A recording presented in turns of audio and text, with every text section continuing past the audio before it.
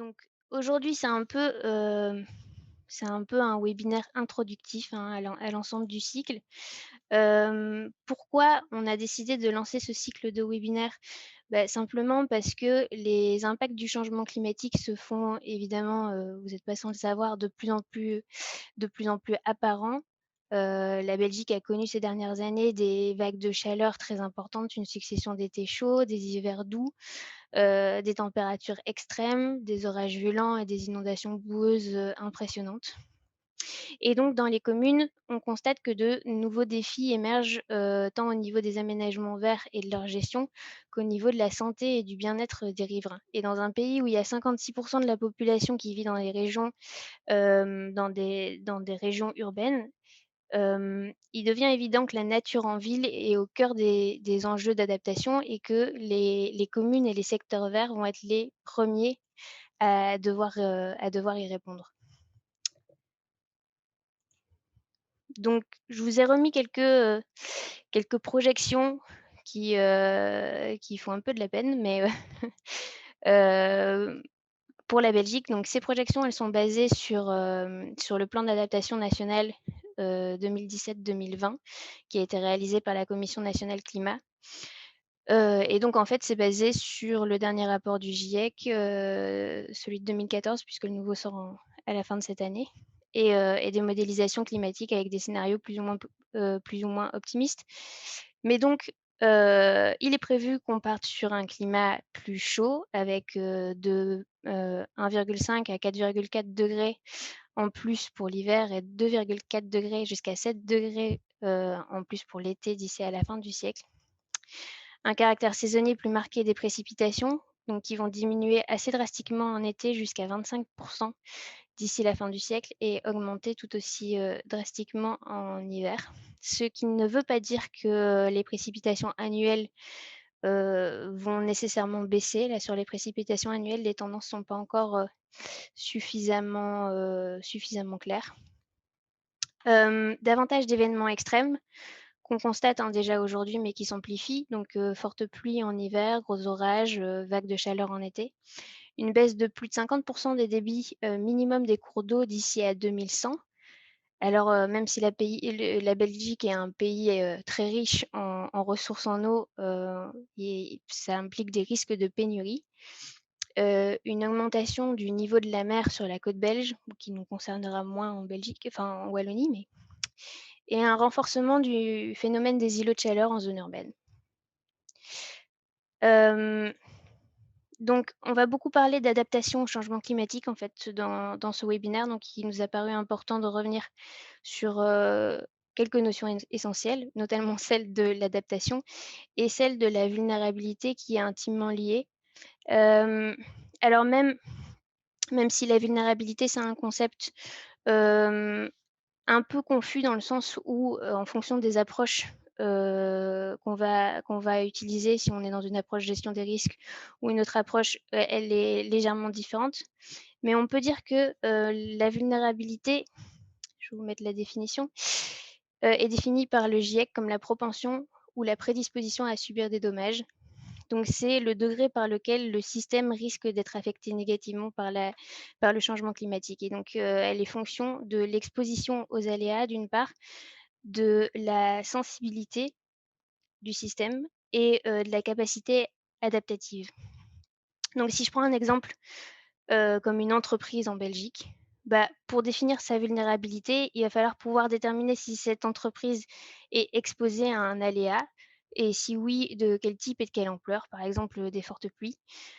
Hem, Ensuite, il va falloir, déterminer si en fonction de ses activités, de sa consommation d'énergie, du nombre de personnes, du type de personnes qu'elle emploie, cette entreprise est plus ou moins sensible à l'aléa. Et ensuite, il va falloir déterminer, sa capacité d'ajustement, donc c'est-à-dire, toutes ses capacités financières, ses procédures, d'alerte ou d'urgence qui ont été mises en place et en fait, voilà, enfin tout ce qui fait que, cette entreprise va pouvoir, répondre, à l'aléa auquel elle doit faire face. et s'ajuster. C'est ça qui va diminuer ou augmenter sa vulnérabilité. Donc ça, c'est vrai pour un système organisationnel comme une entreprise, mais c'est tout aussi vrai pour un territoire. Et à l'échelle nationale, bah, c'est ce qui va faire que 2 pays qui sont sous le niveau de la mer, et qui sont donc, exposés au disons, au même type d'aléas, vont pas du tout avoir la même, vulnérabilité et c'est par exemple le cas des Pays-Bas et du Suriname. Hem, voilà.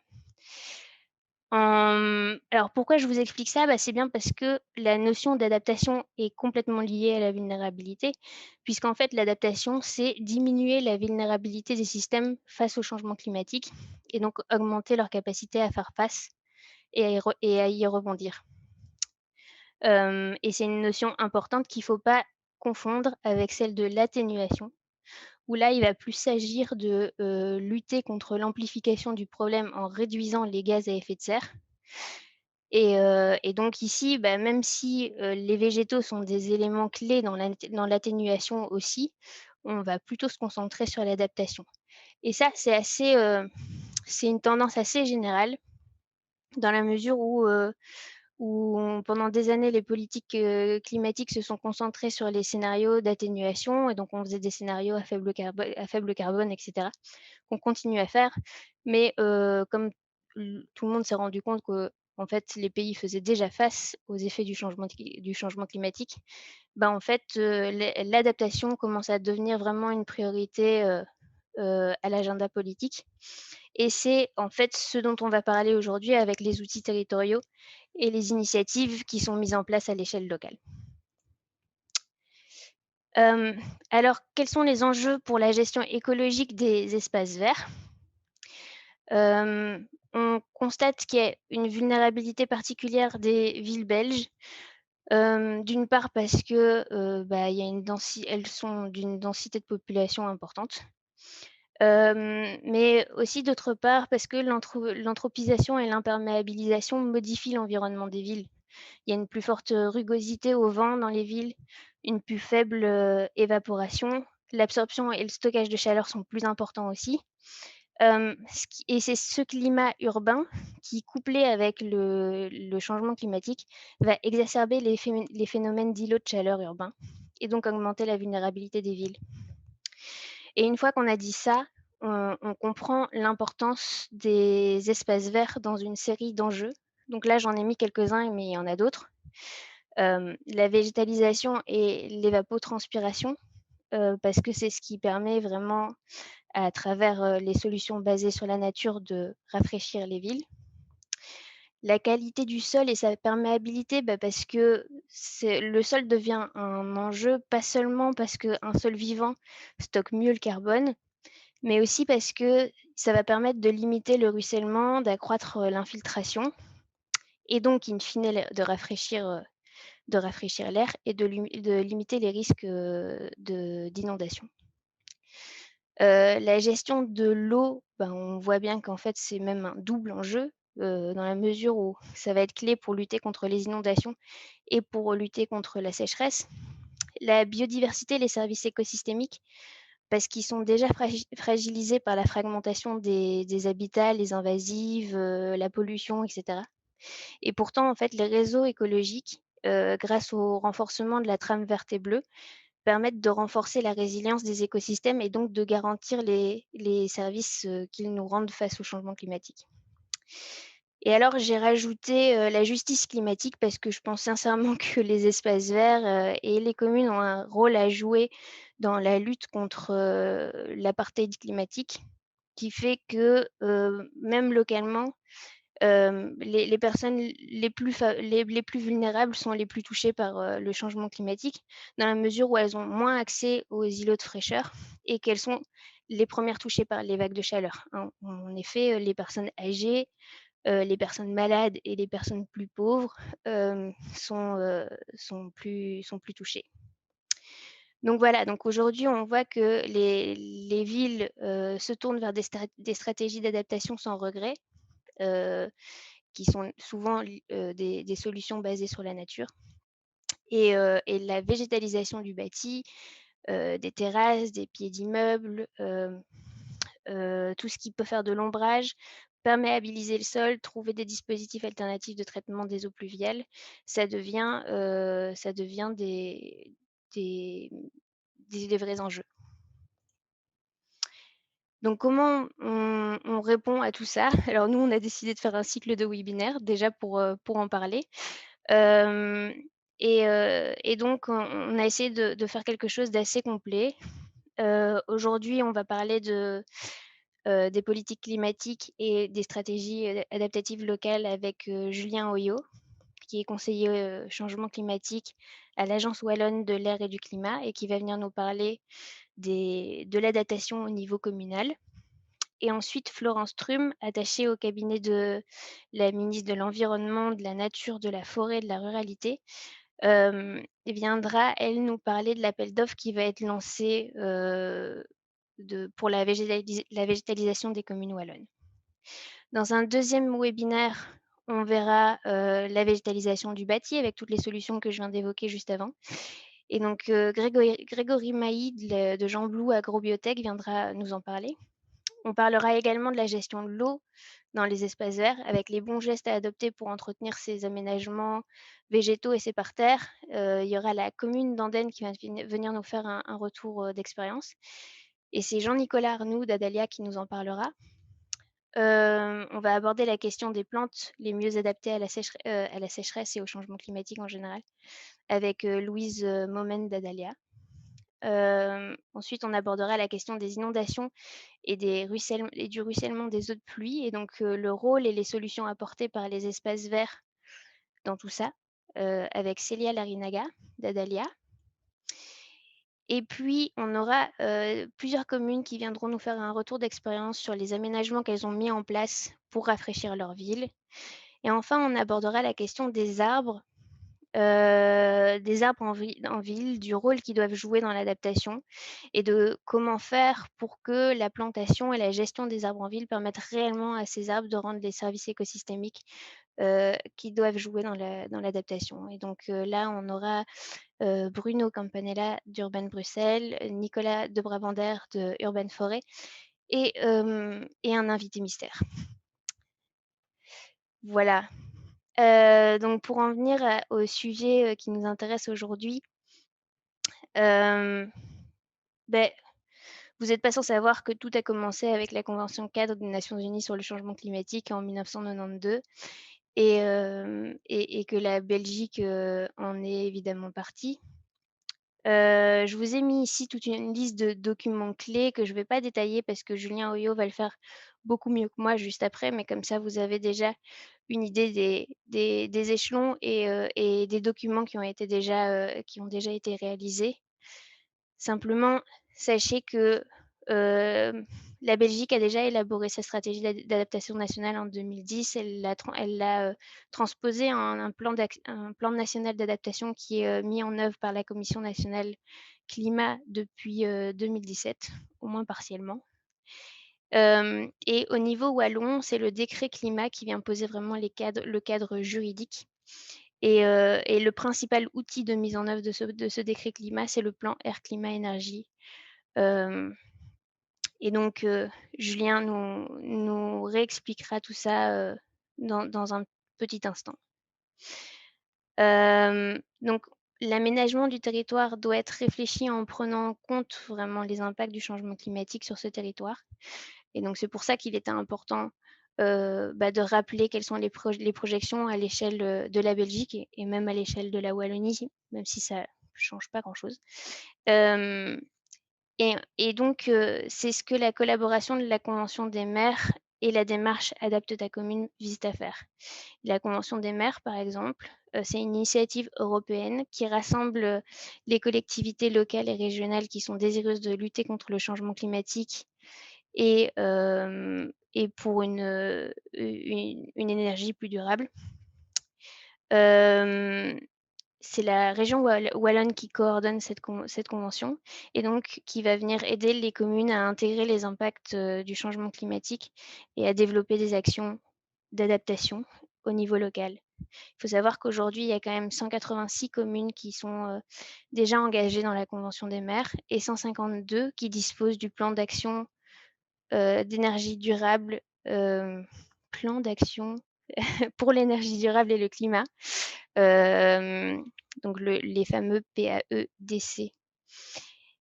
Hem, voilà, d'autres outils et d'autres initiatives existent, notamment Adapte ta commune dont va nous parler, Julien, qui facilite l'appropriation des risques, présents et futurs à l'échelle du territoire communal. Et juste ensuite, après cette présentation, Florence Trum du cabinet Tellier viendra nous parler de l'appel à projets, imminent et ambitieux qui vise à créer, des espaces verts, dans les communes. Donc voilà, Julien, si tu es prêt, je vais te laisser la parole.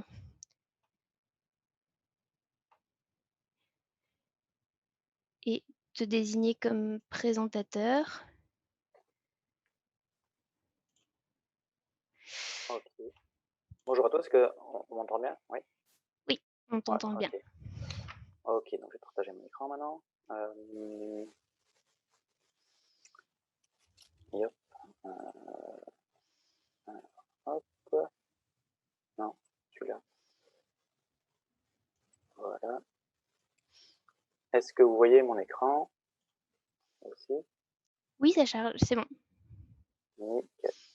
Hop. Voilà. Donc, bonjour à tous. Merci pour l'introduction, Alice. Donc, voilà, donc, je viens Oyo, je travaille à l'agence Wallonne de l'air et du climat. Et donc, je vais essayer de faire une présentation. Alors, ça va être un peu théorique, un peu général au début, mais je vais essayer de rapidement de venir dans le concret pour vous. Donc, c'est une rotation théorique, mais qui se veut aussi un peu interactive, donc n'hésitez pas à interagir avec via le chat ou lever la main. Alors, juste peut-être, Alice, on avait peut-être dit qu'on ferait un petit sondage, est-ce qu'on peut déjà le faire maintenant ou pas? Oui, tout à fait, Ouais. je le lance. Nickel. Donc voilà. Si vous pouvez nous dire si votre commune fait partie du programme POLEC et si vous connaissez un petit peu ça. A priori, on voit que... Alors, en attendant les réponses de tous, je vois que c'est un peu partagé.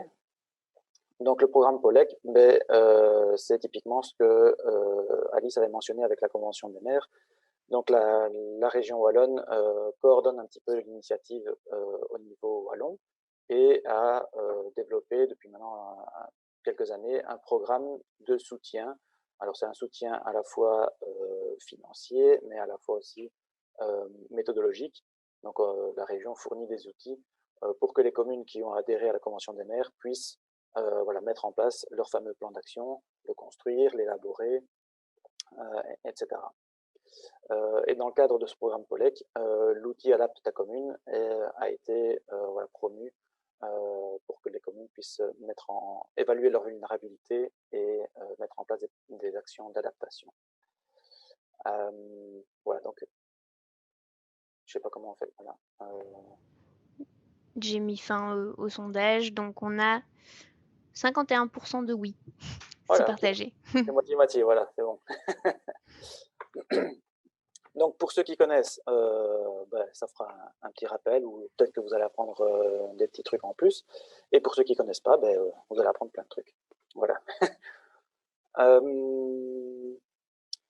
Voilà. C'est toi qui dois enlever le sondage ou pas? Du coup, c'est moi. Là, il y est plus. Ah, ok. Ah, ben voilà, ok. Donc, on revoit mon écran. Voilà. Et une petite dia qui vous explique un petit peu tout l'historique sur la mise en œuvre d'adaptation. Et c'est juste pour vous montrer un petit peu les liens qu'il y a entre ce qu'on discute au niveau international, européen, et ce que ça peut impliquer au niveau de la commune. Avec donc, vous voyez de gauche à droite une évolution dans le temps, donc on part de 2009 et on arrive jusqu'à maintenant. Et de haut en bas, c'est les différents niveaux de pouvoir. Alors, je ne vais pas m'attarder sur le niveau international avec les fameuses COP qu'on entend, l'accord de Paris, etc. Mais j'ai plutôt arrivé directement au niveau européen.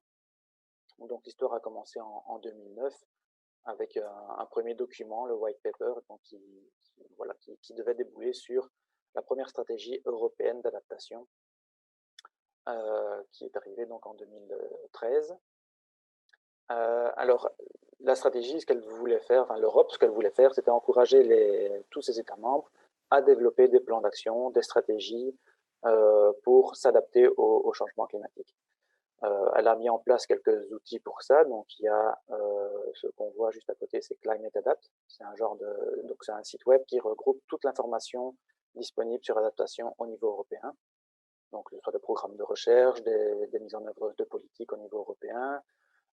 Mais il y a également des pages par pays. Donc, vous allez pouvoir trouver une page concernant la Belgique avec toutes les informations qui sont rapportées régulièrement au niveau de la Belgique.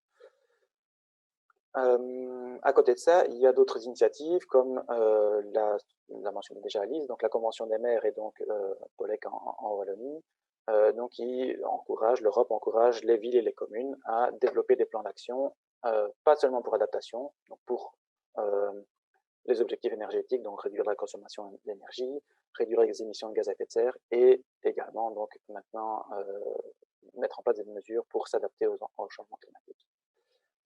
La stratégie a été évaluée en 2017, il y a eu un règlement gouvernance et maintenant, depuis le mois passé, il y a eu une deuxième stratégie européenne d'adaptation.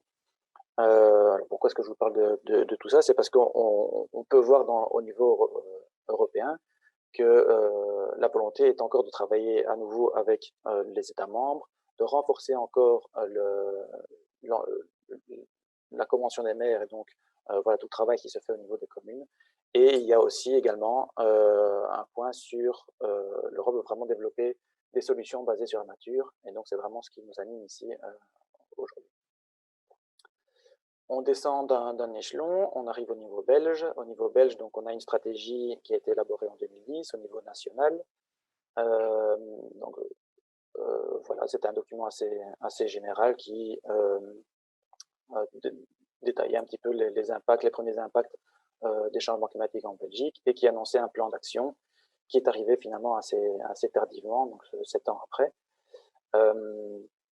Et voilà, dans ce plan d'adaptation, c'est au niveau national, ce sont des grandes mesures qui sont prises au niveau belge, donc pas rien qu'au niveau wallon. Donc, ce sont des mesures qui sont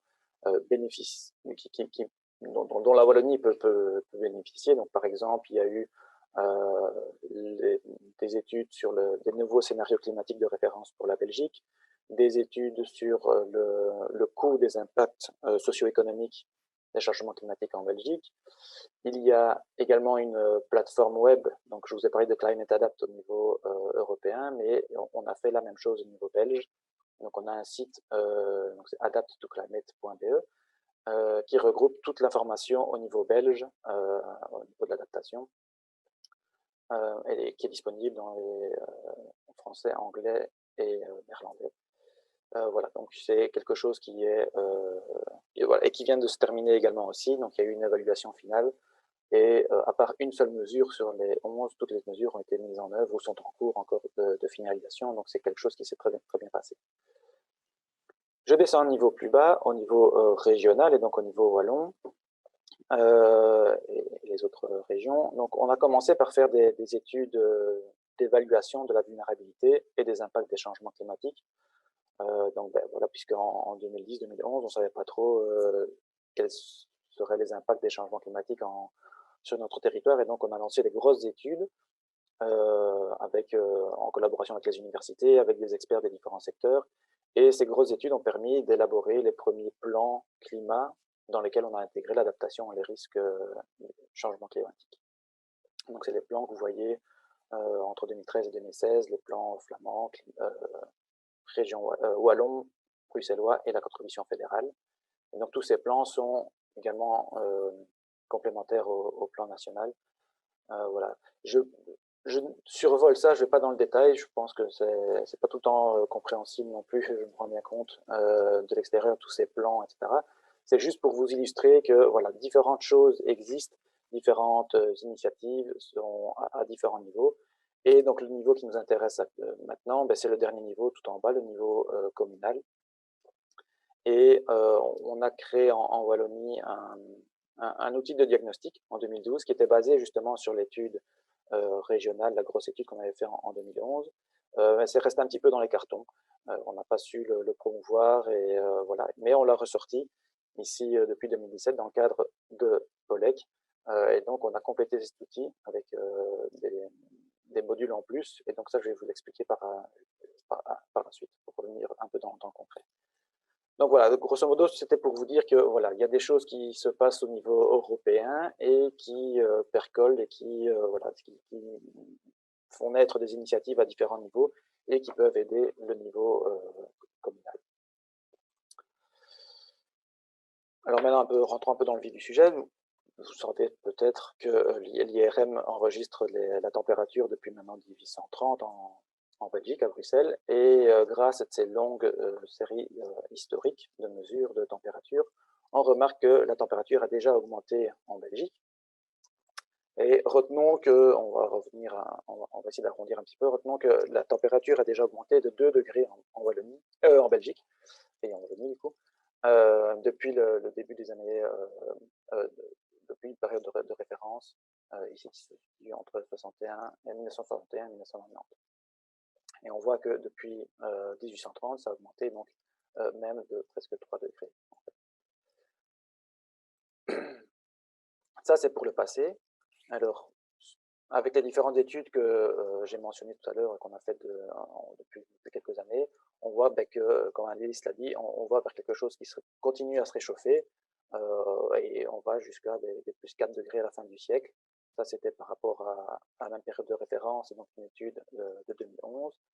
La récente étude au niveau national ne fait que confirmer ces chiffres. Et donc, on est ici, par exemple, à plus 3,6 degrés. Il y a juste ici la période de référence a un petit peu évolué. On est encore un petit peu plus proche, mais donc, grosso modo, on est, voilà, ça ne fait que confirmer tout ce qu'on dit depuis maintenant presque 10 ans. Alors, bon, ces chiffres, c'est bien. Donc, quand je les présentais avant, on me disait, ouais, mais grosso modo, concrètement, ça veut dire quoi? 2 degrés en plus. Et donc, j'essayais de trouver une façon de voir un petit peu, d'exprimer ça pour que ça parle un peu plus à tout le monde. Et donc, si on prend une température moyenne annuelle de la Belgique, de Bruxelles à 10 degrés et demi, on rajoute 2 degrés, on se retrouve dans un village au Oviedo en Espagne. Donc, qu'est-ce que ça veut dire concrètement? Qu'il va falloir changer nos habitudes et il va falloir s'adapter. Peut-être que notre régime alimentaire va peut-être évoluer. Et donc, ici, j'ai pris l'exemple, par exemple, de nos fameuses moules frites qui pourraient se transformer en paella. Clairement, ça ne se fait pas du jour au lendemain. Et donc, il y a tout un processus derrière pour arriver à s'adapter de manière graduelle et de manière, un processus donc, que je vais détailler ici. Donc, la première étape, c'est de préparer le terrain. Donc, c'est un petit peu ce qu'on fait ici. On se réunit autour des changements climatiques et on essaie de partager les informations et les connaissances. Alors, on évalue les effets du changement climatique. Ça, c'est les études que je vous ai montrées tout à l'heure, où on va avoir des évaluations, on a identifié des risques dans différents secteurs. Il y a des impacts qui sont là, après des sécheresses, des coulées boueuses. Tout ça a comme impact que la culture de la pomme de terre, par exemple, et nos frites pourraient peut-être être plus difficiles à mettre en œuvre dans le futur. Et donc, il va falloir identifier des options d'adaptation. Alors, ce qu'on peut faire, on peut soit complètement changer de culture. Voilà. Bon, je n'ai pas dit qu'on allait cultiver du riz ici en Wallonie, c'est pas ça que j'ai dit, mais voilà, c'est juste pour dire qu'il y a différentes options pour s'adapter. On peut également aussi mettre en place des systèmes, des fascines ou en bordure de nos champs pour limiter justement les phénomènes d'érosion et de coulées boueuses. Donc, c'est toutes des options qui peuvent être identifiées. On va les évaluer en fonction de leurs coûts et de leurs bénéfices.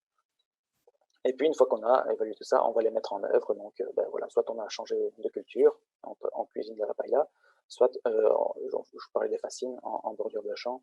Donc, c'est quelque chose qui est quand même plus raisonnable et voilà. Qu'on voit déjà d'ailleurs dans certains de nos partenaires. Alors, ce site que je vous ai montré un petit peu, c'est comme ça qu'a été créé le fameux outil donc, Adapte ta commune. Donc c'est un outil qu'on a voulu intégrer pour développer et suivre des actions sur le terrain. C'est quelque chose qu'on a essayé de faire au niveau de la région, un outil qui se voulait assez simple, en tout cas, qu'il ne fallait pas faire appel à des grands scientifiques et il ne fallait pas avoir un doctorat en climatologie pour pouvoir l'utiliser. Et donc je vais vous le détailler juste maintenant. Donc il y a différentes étapes. Donc un outil de diagnostic, donc c'est voir un petit peu la vulnérabilité au niveau communal. Tiens, est-ce que je suis une commune plutôt rurale? Est-ce que je suis plutôt une commune forestière ou une commune typiquement urbaine? On n'a pas du tout les mêmes sensibilités et les mêmes expositions à différents risques. Donc ça va être une première étape. Une fois qu'on sait, ben voilà, grosso modo, par exemple, c'est une commune qui est je suis une commune rurale et je suis sensible au niveau de l'agriculture. C'est un secteur qui est vraiment fort impacté. On va aller un peu plus loin dans le détail et on va s'approprier les effets à travers des cartes et des indicateurs qu'on a construites pour chaque commune. Je vais vous expliquer un peu comment on a fait ça, mais donc on a construit une dizaine de cartes pour chaque commune qui sont disponibles et qui va permettre de mettre en priorité certaines zones des communes pour voilà, voir un petit peu comment avancer de manière progressive dans les actions d'adaptation. Les actions d'adaptation, justement, on a fait un site web qui permet, qui rassemble des exemples de mesures pour s'inspirer. Et il y a également quelques localisations de réalisation, donc ça permet aussi de voir un petit peu, ben, tiens, dans telle commune, il y a eu ça qui a été mis en place, comment est-ce qu'ils ont pu le mettre en place, essayer s'il y a la possibilité d'avoir des contacts pour échanger là-dessus. Après, il y a un module qui était plutôt défini pour le rapportage, donc on va dire un peu l'aspect administratif pour répondre aux objectifs de la Convention des maires et à POLEC. Mais ça, c'est un module, je ne vais pas en parler aujourd'hui. Je vais plutôt m'attacher aux 3 premières étapes. Comment est constitué l'outil? L'outil, c'est un fichier Excel donc, dans lequel il y a toute une série de questions, une soixantaine de questions. Mais grâce aux bases de données de la région, il y a la moitié des réponses qui sont déjà pré-remplies. Donc, en sélectionnant votre commune, vous allez voir que la moitié des questions sont déjà pré-remplies. Alors, c'est des données qui sont issues de données régionales, parfois qui datent un petit peu, mais donc on peut modifier ça, on peut actualiser ces données-là. Et l'autre partie des données sont propres à la commune. Donc là, c'est aux personnes des communes à renseigner ces informations-là. Ça permet, comme je le disais, de caractériser la commune. Est-ce que je me situe dans une commune rurale ou urbaine, ou est-ce que j'ai des activités touristiques importantes dans ma commune auxquelles il faudrait faire attention.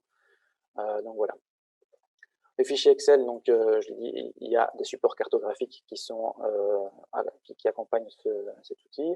Et il y a une interface web aussi qui permet d'aller trouver l'inspiration. À côté de ça, il y a un petit guide utilisateur, donc je ne sais plus comment c'est entre 5 et 10 pages, mais c'est juste voilà, le mode d'emploi pour avoir facile à utiliser l'outil. Et il y a un support technique de toute façon qui est là au niveau de la WAC, donc vous pouvez nous adresser vos mails si jamais il y a des petits bugs informatiques ou s'il y a quelque chose qui ne fonctionne pas, on est là pour vous.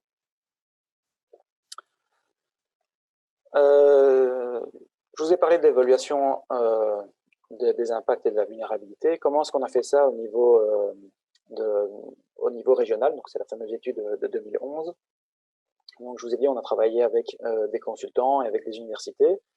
On a utilisé les données de l'IRM pour le climat du passé. On a utilisé des données européennes pour construire des projections au niveau de la Wallonie. Et on s'est entouré d'experts qu'on a consultés pour voilà, discuter et valider les résultats obtenus. Je ne vais pas rentrer dans le détail, mais ça, c'est le très gros résumé de cette grosse étude. Donc, c'est un tableau qu'on retrouve ici avec les différents secteurs étudiés, donc l'agriculture, aménagement du territoire, forêt, biodiversité, énergie, santé, ressources en eau. Et au sein de chacun de ces secteurs, on a identifié des risques et on a essayé de les évaluer de manière qualitative en fonction du temps. Donc, on a des risques verts, donc c'est plutôt des impacts positifs. Typiquement, voilà, on s'attend à avoir un réchauffement du climat, donc un des rares points positifs, c'est qu'on peut s'attendre à avoir une réduction de la consommation énergétique liée au chauffage en hiver, par exemple. Mais globalement, vous voyez quand même que c'est plutôt la tendance est au rouge. Et donc là, ben, on a l'augmentation du risque d'inondation, par exemple, l'augmentation du risque d'érosion en agriculture, toutes des choses comme ça. Donc voilà, comme je le disais, cette étude a vraiment été à la base des plans d'adaptation qui ont suivi par la suite. Et ça a été également à la base de l'outil, donc la première étape de l'outil Adapte ta commune, donc, qui était le diagnostic. On est parti de cette étude au niveau régional, et avec le questionnaire que je vous ai parlé, ça permet, en croisant les données, d'avoir une évaluation au niveau communal. Alors, ça se présente un peu différemment. Ce sont des graphiques en toile d'araignée. Vous retrouvez les différents secteurs dans les différents axes ici, donc agriculture, énergie, etc. Et avec une graduation qui va de -1 jusqu'à +5. Donc c'est pour quantifier un peu l'ampleur de la vulnérabilité. -1, ça veut dire que c'est des impacts positifs, c'était les couleurs vertes du tableau, et +5, c'est voilà, impact vraiment significatif et grave. En rouge, vous voyez ici, c'est l'évaluation pour une commune, et en noir, le cadre noir ici, c'est au niveau wallon, donc c'est, si vous voulez, la traduction du tableau. Voilà. Ça permet un petit peu d'avoir pas une référence, en tout cas de se positionner par rapport à la moyenne au niveau wallon, en se disant, ben oui, voilà, au niveau wallon, on sait qu'on est vulnérable à tout ça, mais ici, je me rends compte que je suis dans une commune plutôt à dominance agricole, et donc on voit que la commune est plus sensible au niveau agricole. Et puis après, juste à côté, on a les différents risques qui ont été identifiés aussi, avec leur évolution dans le temps. Donc voilà, donc, par exemple pour l'agriculture ici, le risque d'érosion, on voit que c'est quelque chose de grave, et au fur et à mesure du temps, à la fin du siècle, on voit que ça devient quelque chose d'encore plus grave si on ne fait rien. Donc ça, c'est pour poser le diagnostic. Une fois qu'on a fait ce diagnostic-là, on peut, comme je vous disais, approfondir un peu les impacts. Et donc ça, on va les télécharger. Donc dans le fichier Excel, il y a un lien pour aller télécharger les cartes des communes. Et donc là, c'est comme je vous le disais, ça vous permet d'aller au sein de votre commune, identifier des zones plus prioritaires pour mettre en œuvre des actions. Comment est-ce qu'on a construit ces cartes-là et dans quel but? Donc c'est vraiment, comme je disais, essayer de localiser sur le territoire les aléas et les zones sensibles, et de pouvoir aussi peut-être construire des indicateurs. Donc si on fait des rapports de surface, on peut avoir des données peut-être un peu plus chiffrées qui permettent d'objectiver un petit peu les prises de décision. Pour chaque effet du changement climatique, pour chaque carte, on a essayé de trouver les données qui étaient disponibles au niveau cartographique au niveau de la région wallonne. Donc pour illustrer l'aléa, le risque climatique, illustrer les zones sensibles, et voir quels indicateurs pertinents pouvaient être calculés. Alors on va prendre un petit exemple justement avec les cartes des îlots de chaleur urbains. Donc voilà, ici je reprends, ces dernières années,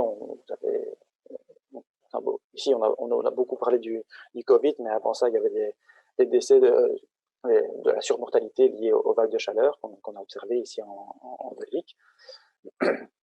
Et donc un des outils qu'on pourrait utiliser, c'est justement voilà, typiquement les espaces verts qui apportent des îlots de fraîcheur dans les villes, pour essayer de s'adapter un petit peu et de moins souffrir de ces vagues de chaleur.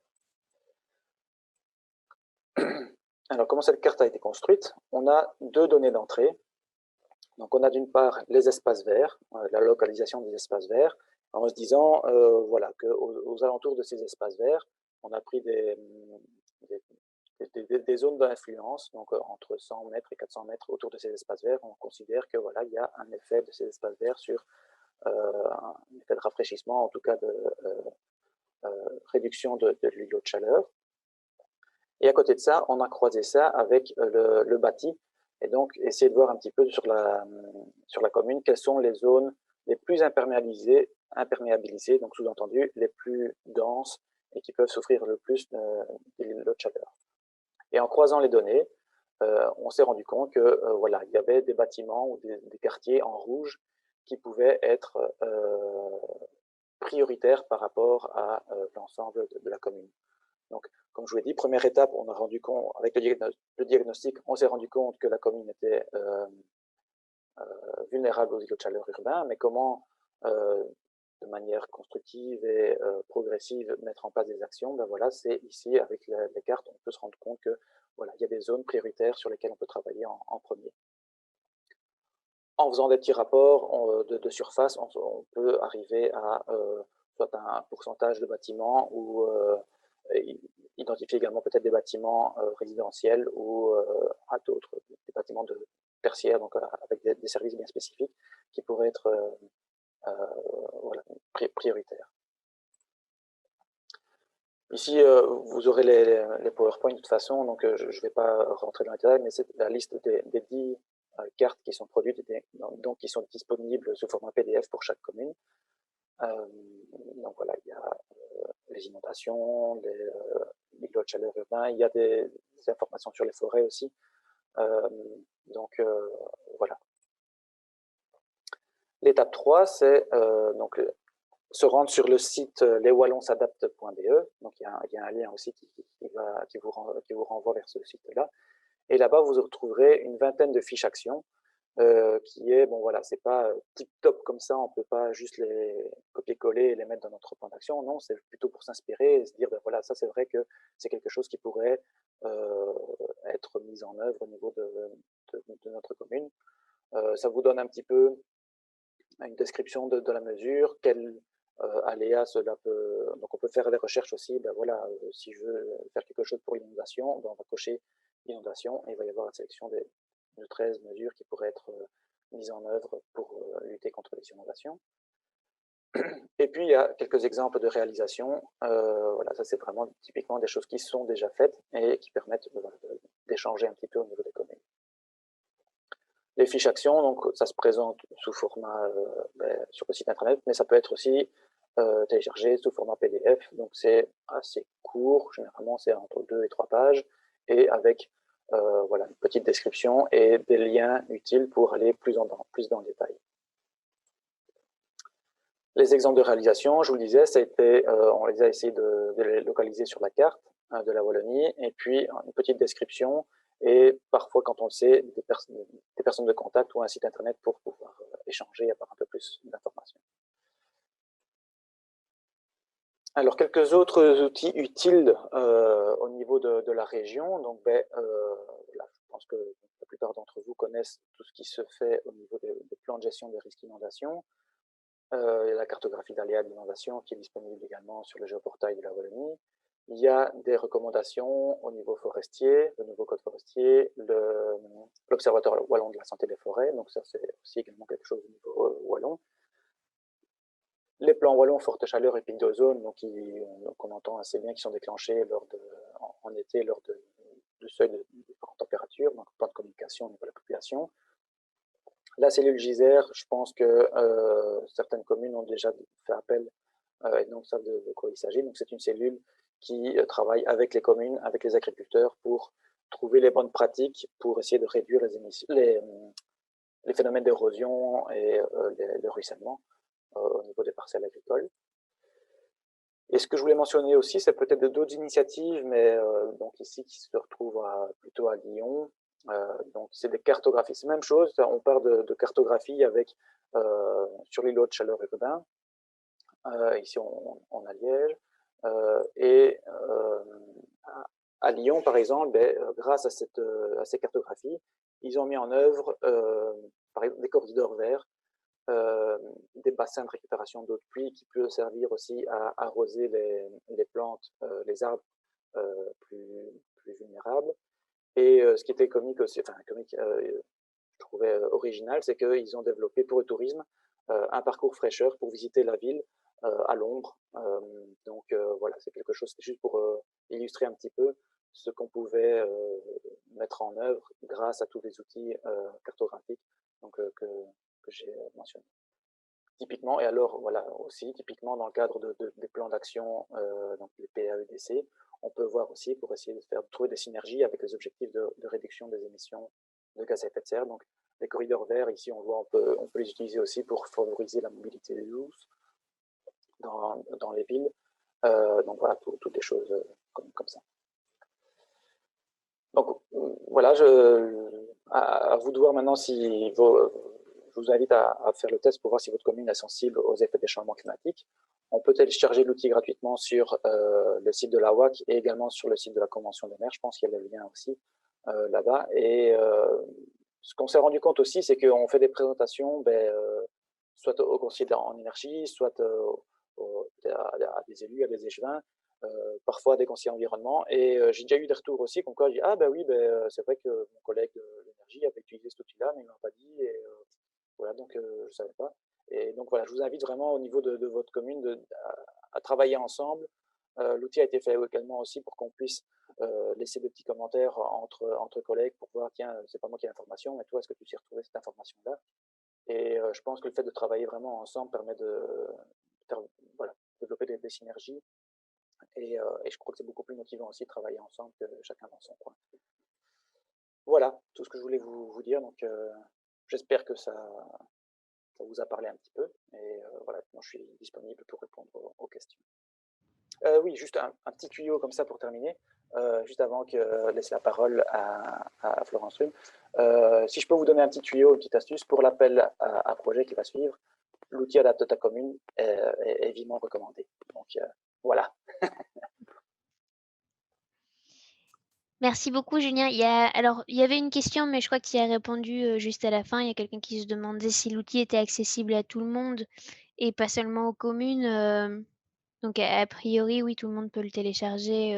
Oui, oui, tout à fait. Ouais. Une ASBL peut l'utiliser, Ouais, par exemple. Un ASBL, un groupement de citoyens, par exemple, aussi, ça pourrait très bien aussi se faire. Donc, c'est vraiment tout est disponible de manière publique. Quoi, ouais. Excellent. Est-ce qu'il y a d'autres questions? J'en vois pas dans le chat. Si vous voulez poser une question, levez la main et écrivez. N'hésitez pas.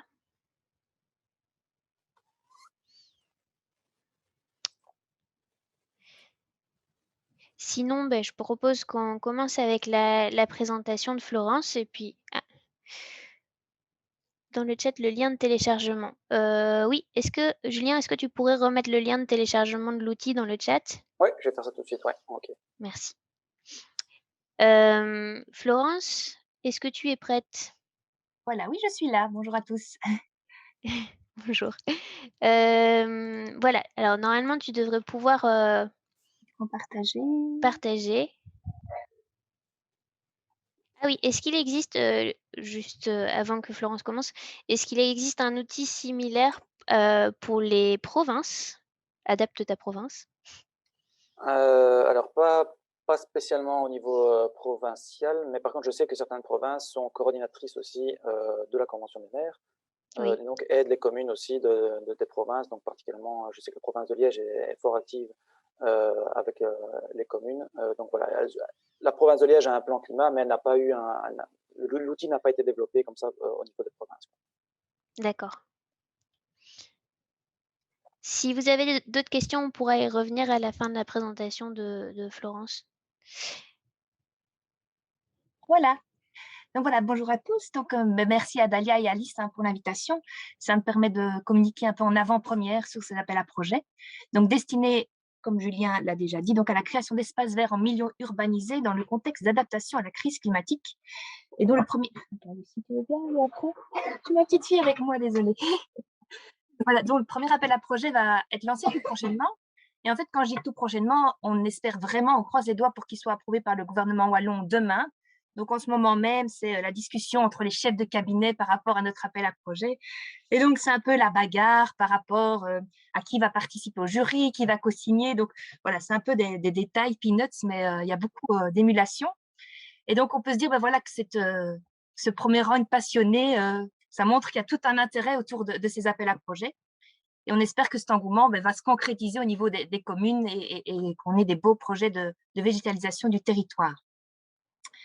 Voilà, donc on peut passer au slide suivant. Merci. Donc, en termes d'enjeux, la végétalisation du territoire et la multiplicité des espaces verts constituent un levier très important en termes d'adaptation de notre territoire au changement climatique, en augmentant leur résilience face aux problèmes des îlots de chaleur, des sécheresses ou encore des inondations. Donc, évidemment, je rejoins complètement le discours de Julien auparavant. Ensuite, ça rencontre d'autres enjeux. Ça permet de maintenir et de développer biodiversité partout, donc on va parler de nature en ville. On va aussi favoriser le bien-être et la santé des citoyens en offrant des espaces de détente et de convivialité. Et la crise Covid a encore renforcé encore plus fort cet aspect-là. Finalement, il y a aussi un enjeu de faire évoluer les métiers en lien avec l'aménagement de l'entretien des espaces verts. On va parler, ici, c'est vraiment avec Adalia, donc de gestion durable, de gestion différenciée. Donc, on est vraiment dans ce thème-là.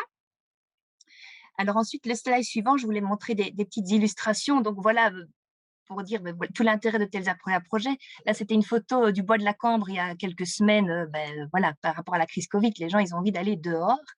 Ensuite, on a une photo, les fameuses photos avant-après, pour montrer la débétonisation, comment faire rentrer la nature en ville dans des espaces très urbanisés, très, très denses. Et puis aussi, si vous tapez sur Internet, on a des photos utopistes de grandes villes avec des projets de végétalisation. Ici, c'est des images de Paris. Mais qu'est-ce que ce serait donc, c'est la place Pompidou, si on la végétalisait, ou alors l'Opéra Garnier, avec un peu des arbres tout autour. Donc voilà, c'est aussi un peu voir plus loin, voir à long terme, qu'est-ce qu'on a envie comme vision pour la Wallonie. Voilà. Alors, en termes voilà, d'orientation et de méthodologie, donc, il y a quand même quelque chose qui a été acté par le gouvernement wallon, donc c'est au mois de juillet. Donc, le gouvernement wallon a chargé les deux ministres, donc le ministre du Climat et la ministre de la Nature, donc le ministre Philippe Henry et Céline Tellier, de mettre en place un groupe de travail pour définir les thématiques des appels à projets et proposer des critères d'éligibilité et de sélection, et sur cette base de présenter des appels à projets. Donc, on a travaillé avec un groupe de travail qui a réuni plus de 14 organisations, dont l'Union des villes et des communes de Wallonie, Adalia, Natagora et Kowal. Et au niveau des SPW, c'est l'AWAC et la Direction de la Nature et des Espaces Verts qui sont à la manœuvre. Et donc, Julien Oyo et Myriam Opierre, j'ai vu qu'elle était dans les participants, ils ont fait partie intégrante du processus et des réflexions. Et donc voilà, donc ce que je vais vous présenter, c'est pas finalisé, donc il peut encore avoir des petites choses qui peuvent se préciser avec le passage au gouvernement. Enfin, le fond est bien là. Hein. Alors, en termes d'ambition, donc on a un cadre général pour 4 appels à projets qui vont être lancés sur cette législature. Et ensuite, à chaque appel à projet, les points vont être affinés. Enfin, on a vraiment un cadre général. Donc, l'ambition, c'est vraiment de créer des espaces verts. Donc, on ne va pas parler de rénovation d'espaces verts existants. On veut les multiplier, les créer. Et par ce fait, donc, il y a aussi le terme d'accessibilité qui est très important. Donc, on veut créer des espaces verts qui participent à l'adaptation au changement climatique. Donc, voilà, ça va être en termes de densité de bâti, d'imperméabilisation. Donc, on aura ces thèmes-là qui seront très importants. Et pour ça, voilà, comme Julien l'a dit, l'outil Adaptacommune est très important pour justement justifier et rendre pertinent l'endroit où on va créer ces espaces verts. On veut que ces espaces verts garantissent un accès aisé de qualité à tous. Donc, on va parler d'aire d'influence de ces espaces, à combien de personnes vont profiter de ces espaces. On a aussi eu pas mal d'échanges en termes d'accessibilité au public, évidemment les PMR, aussi l'espace, la prise en compte du genre dans l'espace public, vraiment que tout le monde se sente accueilli dans ces espaces.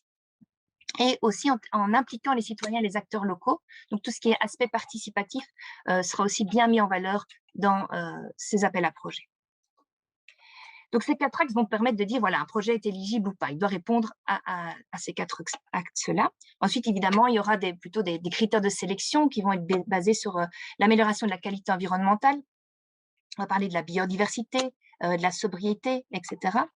Et aussi en termes de qualité sociale, donc en termes de valeur d'usage, et aussi en termes de fonctions complémentaires. Par exemple, est-ce qu'on parlait de la mobilité douce, des couloirs verts, etc. Est-ce qu'il y aurait des enjeux d'alimentation, d'agriculture urbaine, voilà, plein de choses comme ça. On veut vraiment répondre au maximum d'enjeux par ces appels à projets. Voilà. Alors, en termes de cadrage et de procédure, donc, on sait très bien que la critique des appels à projets en général au niveau des communes, c'est de dire, ben voilà, il y a un ministre sort de son chapeau un appel à projet, hop, on doit répondre vite, vite. Et donc, il y a toujours cette problématique de ne pas avoir le temps, etc. Donc, ici, on a vraiment voulu avoir une procédure qui soit pratique, qui soit simple, qui soit bien documentée, donc vraiment être au service des communes. Donc, la sélection des projets retenus va se faire sur base d'un dossier on a dit à l'état de note d'intention. Donc là, c'est ensuite la phase vraiment de conception plus fine et le montage de l'avant-projet qui fait partie déjà de la subvention. Donc, toute l'étude va être subventionnée. On a insisté aussi que cette étude va être réalisée par une équipe d'auteurs de projets pluridisciplinaires, donc qui va être désignée par marché public, seulement si la commune ne dispose pas de ressources en interne. Donc, on ne va pas forcer des communes bien outillées à faire des marchés publics. Si elles ont les ressources en interne, voilà, elles peuvent le gérer elles-mêmes. Voilà, alors, donc comme je l'ai dit, 4 appels à projets vont être lancés sur la législature. Et ici, on parle vraiment du premier appel à projet qu'on a appelé Parc en milieu urbain. Donc, celui-ci va être à destination de 55 communes. Donc, ici, on fait un peu un périmètre des bénéficiaires. Donc, les communes de plus de 20 000 habitants et ou plus de 500 habitants par kilomètre carré. Et je ne vais pas vous cacher que dans les discussions entre ministres et dans les cabinets, ben, évidemment, il y en a qui voudraient élargir, etc. Donc, ça, c'est typiquement un point de discussion. Donc, peut-être que ce qui va ressortir et être approuvé, ce sera les communes de plus de 10 000 habitants. Voilà. Ça, c'est des choses politiques où on n'a pas totalement la main. Mais voilà, je suis transparente et honnête et je vous dis les points de discussion. Donc, il y aura une deadline pour les candidatures qui serait ici, oui, le 12 juillet. Donc, en général, pour chaque appel à projet, on laissera un temps de 3 mois pour répondre aux candidatures. Le budget alloué à cette première édition est de 12,5 millions d'euros et le taux de subvention est de 80%. Par contre, le taux de subvention n'a pas du tout été discuté, donc je peux assurer que ce sera un bon subventionnement pour les projets. Alors, voilà. Ensuite, ce qu'on voulait, c'était déjà annoncer les prochaines thématiques pour que justement les communes puissent se préparer et sachent ce qui va avoir comme autre thème. Donc, il y aura ensuite 2 appels à projets qui vont être consacrés au maillage vert et bleu, et finalement un appel à projet sur la végétalisation par quartier. Alors, pour les projets qui seront consacrés au maillage vert et bleu. Donc, on veut vraiment aussi mettre en avant toutes les communes qui ont déjà une politique en termes, qui ont des PCDN ou qui réfléchissent vraiment à un plan plus large. Donc, on voudrait leur proposer, elles ont sûrement déjà des idées par rapport à ce qu'elles étudient. Donc, c'est pour favoriser ces communes-là. Après, si des communes n'ont pas encore de PCDN, etc., elles pourront aussi rentrer un projet dans ce cadre. Et finalement, l'appel à projet de végétalisation à l'échelle d'un quartier. Donc, ce sera accessible ici, ces appels à projets sera accessible à toutes les communes. Donc, on n'aurait plus les 55 bénéficiaires, ça c'est important à dire aussi. Et pour la végétalisation à l'échelle du quartier, on va plutôt parler de verdurisation en termes de plantation, d'alignement, de maillage, de bosquets d'arbres, l'aménagement de jardins en trottoir, etc. Donc là, ce sera aussi plus varié en termes de projets. Voilà, j'ai tout dit. Au départ, on avait aussi déjà programmé en fait les appels à projets suivants, mais tout ça n'est pas encore bien validé. Donc voilà, j'annonce plus les dates, mais voilà, ça va être vraiment au fur et à mesure en termes des ressources humaines aussi, de l'administration pour suivre les appels à projets, etc. Et donc, ils vont suivre. Et l'intérêt, c'est que les communes puissent se préparer aussi à ces appels à projets. Donc, les informations vont arriver au fur et à mesure. Voilà. Merci. Eh ben, merci, merci beaucoup Florence. Alors là, je vois pas encore la conversation, je sais pas si il y a des questions. Alors, il y a une question. Les seconds projets ne seront pas accessibles aux grandes villes. C'est une question. Si, ça sera accessible à tous. Voilà. D'accord. Et le troisième? Oui, en fait, il n'y a que le premier appel à projet parc urbain où là, on a décidé de limiter les communes. En soi, dans les discussions, on nous a dit, mais pourquoi vous n'ouvrez pas à tous? Mais c'est aussi pour ne pas faire travailler des communes qui ne rentreraient pas dans les critères parce qu'on a tous des critères de sélection et donc les critères plus denses, mais elles vont répondre de façon meilleure à ces critères. Donc, c'est plus aussi pour, en termes de charge de travail, pas faire travailler des communes qui, en fait, n'ont pas du tout le profil. Voilà. Donc, c'est ça. Mais donc, les 3 autres appels à projets seront ouverts à tous. D'accord. Et alors ça, c'est peut-être, je vois que Myriam a répondu dans le chat, mais c'est peut-être bien de le préciser. Ça ne vient pas remplacer les PCDN, les plans Maya, les espaces verts, la semaine de l'arbre, etc. Ça s'ajoute. Oui, c'est ça. Voilà, c'est vraiment une mesure complémentaire. C'est un appel à projet, hein, donc c'est, voilà, on dit toujours des one-shots. Mais à terme, ce qu'on peut dire, parce que sans doute beaucoup connaissent la politique des espaces verts et l'arrêté du régent, donc qui permet aussi de financer des espaces verts de manière pour l'instant structurelle. Le but, c'est de prendre un peu l'essence de ces appels à projets, de cette expérience, pour les injecter dans une politique structurelle à terme et voilà, et rénover l'arrêté du régent. Et alors pour les plus petites communes, parce qu'il y a quelqu'un qui s'inquiète que ça risque de pénaliser les petites communes, bah, est-ce qu'il y a, au-delà des appels à projets qui sont ouverts à toutes les communes, est-ce qu'il y a d'autres appels à projets qui sont spécifiquement pour les petites communes? Pas non, donc justement, les Pas 3 dans ce autres projet-là. projets vont être ouverts à tous, Mmh. mais dans les discussions, on va sans doute faire des critères différenciés pour les communes plus denses et qui a une grande population, pour justement que les petites communes ne soient pas pénalisées si on prend les mêmes critères. Donc tout ça, c'est dans les discussions, et voilà, c'est pas encore validé. Donc à mon avis, c'est ce qu'on avait prévu. Il y aurait quand je parle du maillage vert et bleu, il y aurait une édition avec des critères pour, on va dire, les grandes villes, hein, entre guillemets, et pour les plus petites communes, pour que chacun ait ses chances. Tout ça est bien en tête et dans les groupes de travail. Voilà. Alors, on a une question qui concerne plus la communauté germanophone. Est-ce que les appels font partie du programme POLEC? Car cette compétence a été transférée à la communauté germanophone. Les communes de la communauté germanophone seront-elles éligibles aux appels? Donc, ça ne faisait pas partie du programme POLEC et bien sûr, les communes de la communauté germanophone sont éligibles, hein. Voilà. Euh, Est-ce que tu pourrais rappeler le budget total de 12,5 Voilà, millions que tu as évoqué? C'est pour les c'est 4 ça. appels? Donc, voilà, donc il y a ah, pardon. Donc le budget total, pour les 4 appels à projets est de 50 millions et donc le premier appel à projet, il y aura 12,5 millions. Donc on l'a divisé par 4. Voilà, donc pour tous les 4 appels, c'est 50 millions d'euros. Et alors, est-ce qu'il y a une possibilité de faire des connexions, je sais pas, des consortiums de communes voisines pour répondre à ces appels à projets? Une connexion. Hem, donc dans l'appel à projet, il est construit pour favoriser les partenariats qui soient, heu, transcommunal ou avec un partenaire privé, ou voilà, donc je pense que rien ne l'empêche à pas oui, voilà, ça peut être après c'est difficile de voir 2 communes porteuses. Oui, c'est favoriser tout ce qui est interconnexion. Après, il faut voir vraiment concrètement comment ça peut, se porter, voilà.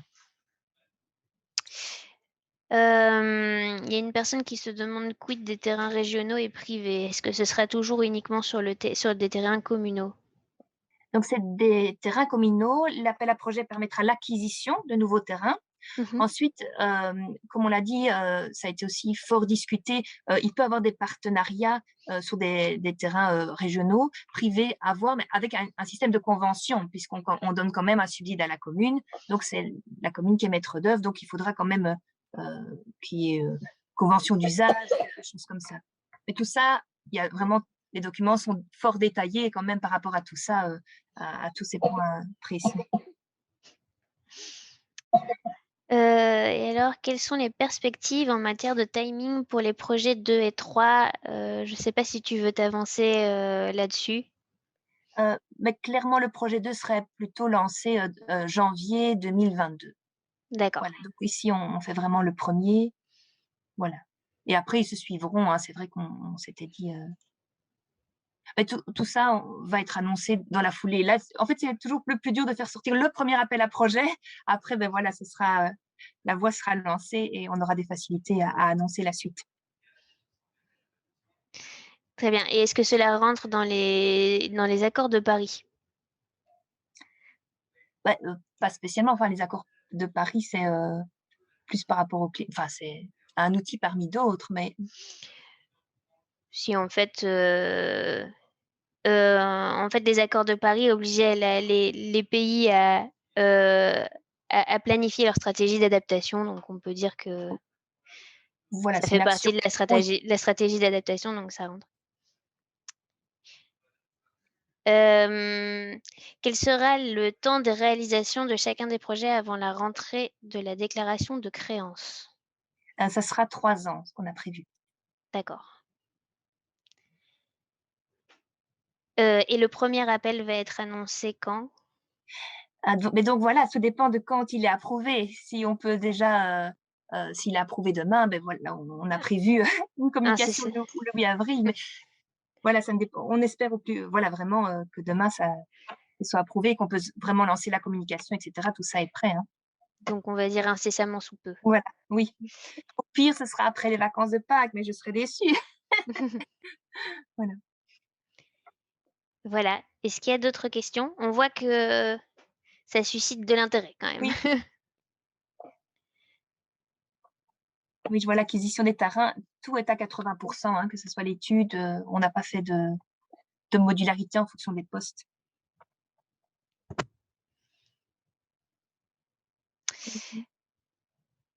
Hem, Est-ce aussi pour les communes de moins de 20 000 habitants? Donc ça, tu nous as Donc dit que c'était en discussion. voilà, oui, c'est ça. Ça, voilà, à 17 500 donc peut-être. C'est ça la discussion. Donc c'est pour l'instant, c'est 20 000 habitants et ou une densité supérieure à 500 habitants par kilomètre carré. C'est pour ça qu'on a une liste de 55 communes, mais ça, c'est typiquement un point qui est discuté et voilà, on n'a plus la main dessus. Ah oui, il y a Myriam qui vient de partager, pour la gestion de vos espaces verts, il y a une brochure, qui a été, élaborée par l'OSPW qui est maintenant, en ligne, sur, toute la gestion écologique des espaces verts et qui couvre un petit peu tous les aspects de la gestion écologique, donc c'est intéressant d'aller voir. Et peut-être si Myriam veut ajouter quelque chose, comme elle a vraiment fort participé au processus, si tu as un point clé peut-être à partager, je ne sais pas. Non, pas de point clé. Je veux juste peut-être répondre aux personnes qui s'inquiètent sur les petites communes, etc. C'est que le but de cet appel à projet, initialement, est quand même un but d'adaptation au changement climatique et que donc c'est les villes les plus densément peuplées qui sont quand même les plus impactées. Il faut bien faire des choix. Nos équipes ne sont pas extensibles, malheureusement. Et le budget non plus. Donc, il vaut mieux faire des bons projets. Je trouve qu'avec ce budget-là, il y a quand même déjà moyen de faire pas mal de choses, que d'accepter tout et de ne pas pouvoir faire des projets corrects. Donc, on espère juste que voilà, ça continuera par la suite, que de l'argent sera débloqué, mais je pense qu'il vaut mieux commencer par des projets cohérents, bien étudiés, même s'il y en a un peu moins. Tout à fait. Je vois quand même qu'il y a encore quelqu'un qui s'inquiète, des PCDN et plan Maya. Est-ce qu'ils discutent en même temps PCDN, Maya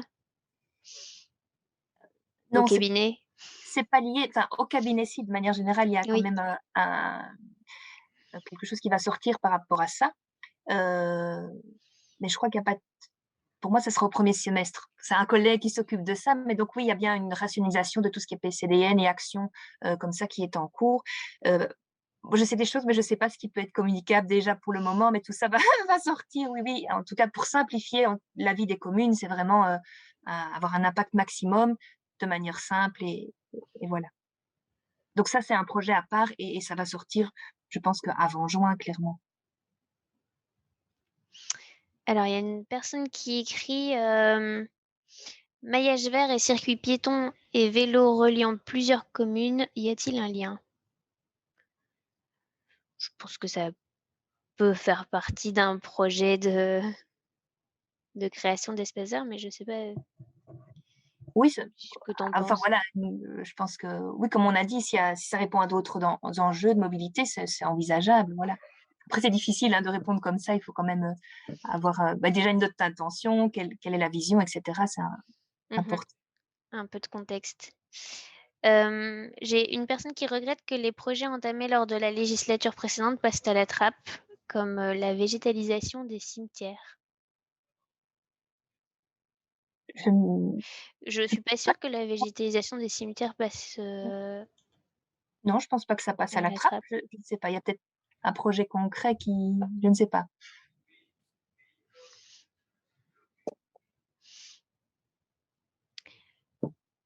Voilà, alors je vois pas plus de questions. Ah voilà, si. Au niveau des projets, quelle est l'obligation de pérennité des réalisations? Par exemple, le PCDN, c'est 15 ans. Ici, pour moi, ce sera beaucoup plus long, hein, parce que, par exemple, pour les espaces verts de la subvention de l'arrêté du régent, on est à 30 ans, je pense. Et si on veut quelque chose de durable, c'est pas 15 ans, c'est pas suffisant. Donc, il faut aller au-delà. Tout à fait.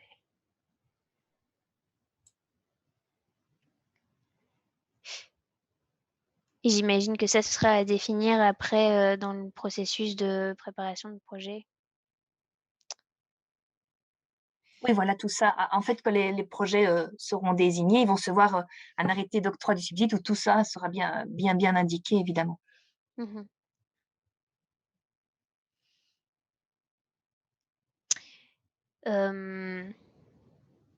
D'autres questions?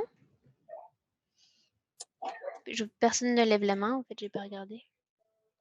Non. Eh ben, si vous n'avez plus de questions, ben, on est pile poil dans le timing. Si vous en avez encore, n'hésitez pas à nous contacter, on fera suivre et puis je vais vous faire suivre les présentations aussi de Julien et de Florence. Merci beaucoup pour votre participation et puis votre enthousiasme et vos questions. Et j'espère qu'on se retrouvera bientôt pour le prochain webinaire du cycle. Voilà, bah, écoutez, je vous souhaite une bonne journée, une bonne après-midi à tous. Merci Florence et merci Julien. Merci bien. À bientôt. Bonne journée. Bonne journée. Bonne journée, merci, au revoir. Au revoir.